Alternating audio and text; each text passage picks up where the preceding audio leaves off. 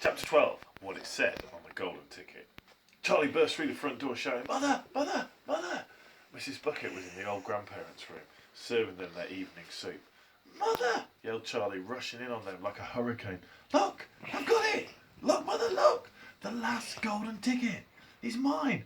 I found some money in the street and I bought 2 bars of chocolate and the second one had the golden ticket and there were crowds of people all around them, me wanting to see it and the shopkeeper rescued me and I ran all the way home and here I am. It's the 5th golden ticket, Mother, and I found it." Mrs. Bucket simply stood and stared, while the 4 old grandparents, who were sitting up in bed balancing bowls of soup on their laps, all dropped their spoons with a clatter and froze against their pillows. For about 10 seconds there was absolute silence in the room. Nobody dared to speak or move. It was a magic moment. Then, very softly, Grandpa Joe said, "You're pulling our legs, Charlie, aren't you? You're having a little joke." "I'm not," cried Charlie, rushing up to the bed and holding out the large and beautiful golden ticket for him to see. Grandpa Joe leaned forward and took a close look, his nose almost touching the ticket, the others watching him, waiting for the verdict. Then very slowly, with a slow and marvellous grin spreading all over his face, Grandpa Joe lifted his head and looked straight at Charlie. The colour was rushing to his cheeks and his eyes were wide open, shining with joy, and in the centre of each eye, right in the very centre, in the black pupil, a little spark of wild excitement was slowly dancing. Then the old man took a deep breath and suddenly, with no warning whatsoever, an explosion seemed to take place inside him. He threw up his arms and he yelled, "Yippee!" And at the same time, his long bony body rose up from out of the bed, and his bowl of soup went flying into the face of Grandma Josephine, and in one fantastic leap, this old fellow of 96 and a half, who hadn't been out of bed for the last 20 years, jumped onto the floor and started doing a dance of victory in his pyjamas. "Yippee!" he shouted. 3 cheers for Charlie. Hip hip hooray! At this point the door opened and Mr. Bucket walked into the room. He was cold and tired and he looked it. All day long he'd been shoveling snow in the street. "Cripes," he cried. "What's going on in here?" It didn't take him long to tell him what had happened. "I don't believe it," he said. "It's not possible." "Show him the ticket, Charlie," shouted Grandpa Joe, who was still dancing on the floor like a dervish in his striped pyjamas.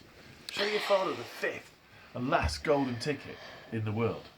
"Let me see it, Charlie," Mr. Bucket said, collapsing into a chair and holding out his hand.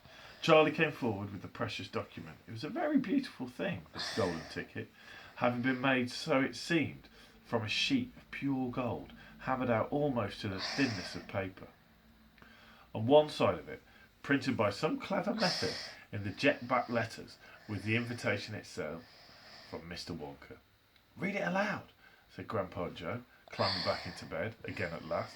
"Let's all hear exactly what it says." Mr. Bucket held the lovely golden ticket up close to his eyes. His hands were trembling slightly, and he seemed to be overcome by the whole business. He took several deep breaths, then he cleared his throat and he said, "All right, I'll read it. Here we go. Greetings to you, the lucky finder of the golden ticket, from Mr. Willy Wonka.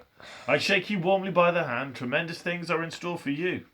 Many wonderful surprises await you, for now I do invite you to come to my factory and be my guest for 1 whole day. You and all the others who are lucky enough to find my golden tickets. I, Willy Wonka, will conduct you around the factory myself, showing you everything that there is to see. And afterwards, when it is time to leave, you will be escorted home by a procession of large trucks. These trucks, I can promise you, will be loaded with enough delicious eatables to last you and your entire household for many years. If at any time thereafter you should run out of supplies, you have only to come back to the factory and show this golden ticket and I shall be happy to refill your cupboard with whatever you want. In this way, you'll be able to keep yourself supplied with tasty morsels for the rest of your life. But this is by no means the most exciting thing that will happen on the day of your visit. I'm preparing other surprises that are even more marvellous and more fantastic for you, and for all your beloved golden ticket holders, mystic and marvellous surprises that will entrance, delight, intrigue, astonish, perplex you beyond measure. In your wildest dreams you could imagine that such things could happen to you. Just wait and see. And now here are your instructions. The day I have chosen for the visit is the first day in the month of February. On this day, and on no other day, you must come to the factory gates at 10 o'clock sharp in the morning. Don't be late. And you are allowed to bring with you either one or two members of your family to look after you and to ensure that you don't get into mischief. One more thing. Be certain to have this ticket with you.